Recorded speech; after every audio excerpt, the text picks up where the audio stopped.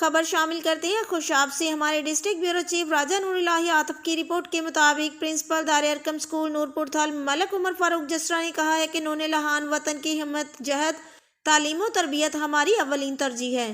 انشاءاللہ اس حوالے سے ہرگز کوئی پسند اٹھا نہیں رکھی جائے گی۔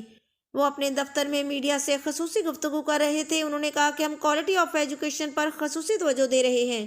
اس حوالے سے اعلیٰ تعلیم یافتہ تدریسی عملہ کی خدمات حاصل کی گئی ہیں۔ پرنسپل نے کہا طلباء و طالبات کے لیے الگ الگ اکیڈمک بلاک کا قیام عمل میں لایا گیا ہے۔ ملک عمر فاروق جسرا نے کہا کہ ہمارے نیٹ ورک میں آئے روز اضافہ ہو رہا ہے۔ کدی کے علاقہ کاکا میں ہمارے کیمپس قائم ہو چکے ہیں۔ دار ارقم اسکول نورپور تھل میں حفظ قرآن کی کلاس کا بھی باقاعدہ آغاز کر دیا گیا ہے۔ انشاءاللہ ہم اس عظیم مشن کو جاری و ساری رکھیں گے۔ انہوں نے کہا کہ نصابی اور ہم نصابی سرگرمیوں میں شاندار کارکردگی کا مظاہرہ کرنے والے بچوں کے لیے سالانہ تقریب تقسیم انعامات کا بھی انعقاد کیا جاتا ہے، جس سے ان میں جذبہ و مسابقت فروغ دینے میں مدد ملتی ہے۔ ملک عمر فاروق جسرا نے کہا کہ ادارے کی کامیابی کے لیے تمام عملہ کی کاوشیں لائق تحسین ہیں۔